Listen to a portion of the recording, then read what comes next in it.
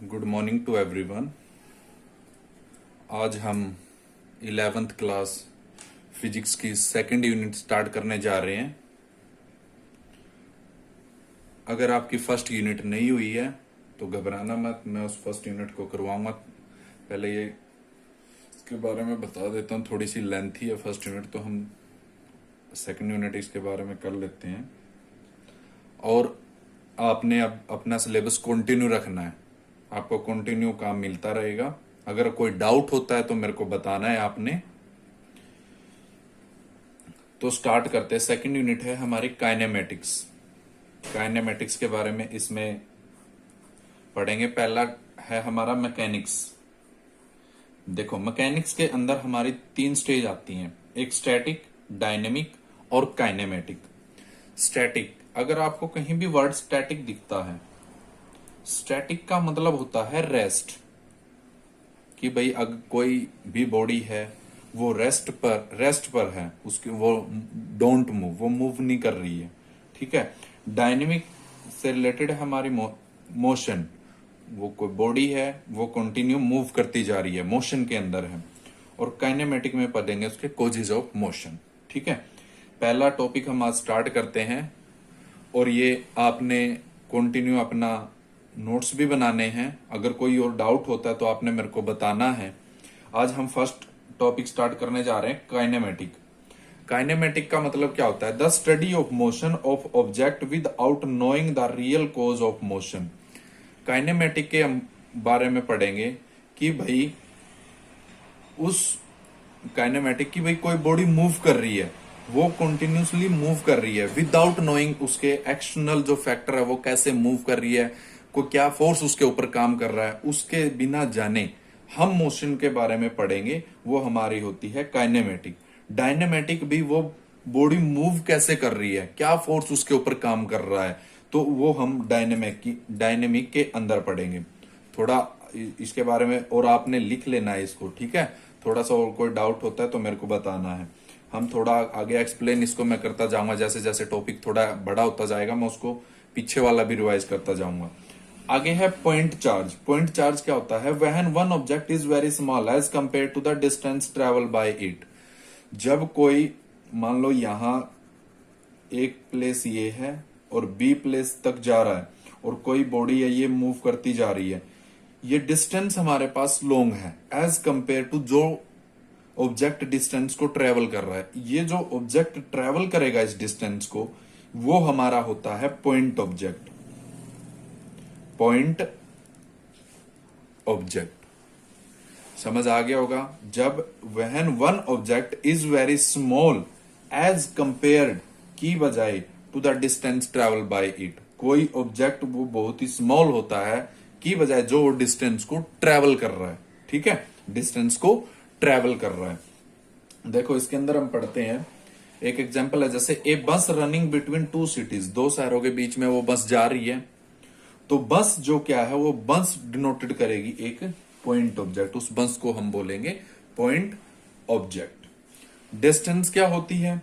एक arbitrary path होता है ये, कोई 2 पॉइंटों के बीच का, ये जैसे 2 पॉइंट हो गए, इनके बीच का जो आर्बिट्रेरी पाथ है उसको हम बोलेंगे डिस्टेंस।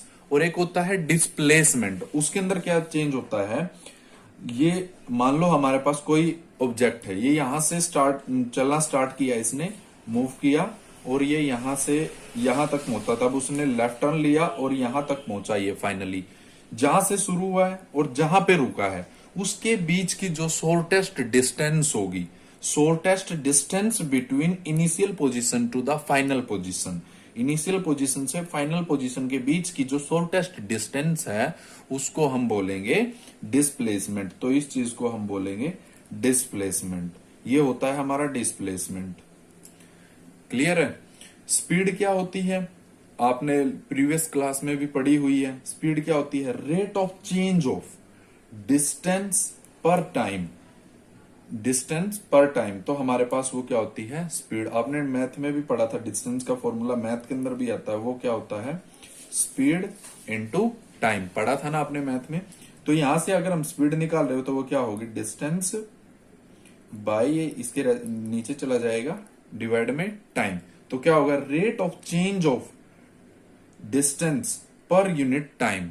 ठीक है, तो हमारे पास क्या होगी, स्पीड होगी। और स्पीड मीटर को, ये सॉरी, डिस्टेंस को हम किस में मेजर करते हैं, मीटर में।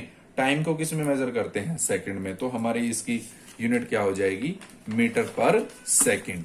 क्लियर होगा। और जो स्पीड है वो हमारी क्या है, स्केलर क्वांटिटी है। स्केलर क्वांटिटी आपने ये भी पढ़ा है, वेक्टर क्वांटिटी और स्केलर क्वांटिटी क्या होता है, मैं बता देता हूं अगर नहीं पता तो। वेक्टर क्वांटिटी क्या होती है, वेक्टर क्वांटिटी वो क्वांटिटी होती है, वेक्टर क्वांटिटी की जिसमें मैग्नीट्यूड भी हो एज वेल एज डायरेक्शन भी हो। ठीक है, किसी चीज की उसका मैग्नीट्यूड भी हो एज वेल एज उसकी डायरेक्शन भी हो। ठीक है, जैसे फोर्स है, फोर्स है वो अगर हम किसी बॉडी को ऊपर, मान लो ये बॉडी है, इसके ऊपर हम 5 न्यूटन का फोर्स लगा रहे हैं। देखो हमें मैग्नीट्यूड का पता है और डायरेक्शन का भी पता है, हम इस डायरेक्शन में उसका फोर्स लगा रहे हैं। ठीक है, इस बॉडी के ऊपर इस डायरेक्शन में फोर्स लगा रहे हैं, इसकी डायरेक्शन भी होगी, मैग्नीट्यूड भी हो गया। इट मीन्स जो फोर्स है हमारा वो एक वेक्टर क्वांटिटी होता है। ठीक है, स्केलर क्वांटिटी जिसका केवल हमें मैग्नीट्यूड का पता है। ठीक है, गाड़ी मूव कर रही है 5 मीटर पर सेकंड की स्पीड से मूव कर रही है, या 25 मीटर पर सेकंड, ये हमारे क्या है, scalar quantity. Scalar vector quantity क्या होती है, जिसका magnitude as well as direction होती है।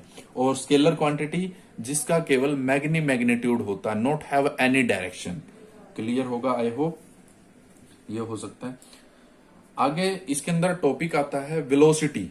वेलोसिटी क्या होती है, वही रिलेटेड मैं पहले डिस्प्लेसमेंट के बारे में बता चुका हूं। डिस्प्लेसमेंट क्या होता है, ये क्या होती है, velocity the rate of change of displacement पर टाइम। इसके अंदर डिस्प्लेसमेंट के अंदर पर यूनिट टाइम में जो चेंज आ रहा है वो हमारे पास वेलोसिटी है। क्या हो जाएगा इसका formula, velocity is equal to displacement upon time. या आपने नोट भी कर लेना साथ ही साथ। तो डिस्प्लेसमेंट वही है, डिस्टेंस ही है, उसको मीटर में मेजर करेंगे, टाइम को सेकंड में, तो मीटर पर सेकंड। तो वेक्टर क्या है हमारी, ये सॉरी वेलोसिटी हमारी क्या है, वेक्टर क्वांटिटी है। ठीक है, और ये एक यूनिक होती है 2 पॉइंटों के बीच में। आज हमने ये स्टार्ट किया है और हम इसको कंटिन्यू रखेंगे। आपने कंटिन्यू करना है इसको और अपने नोट्स बनाने हैं। अगर कोई डाउट होता है आपने मेरे को मैसेज करना है तो मैं उसका रिप्लाई करूंगा। ठीक है।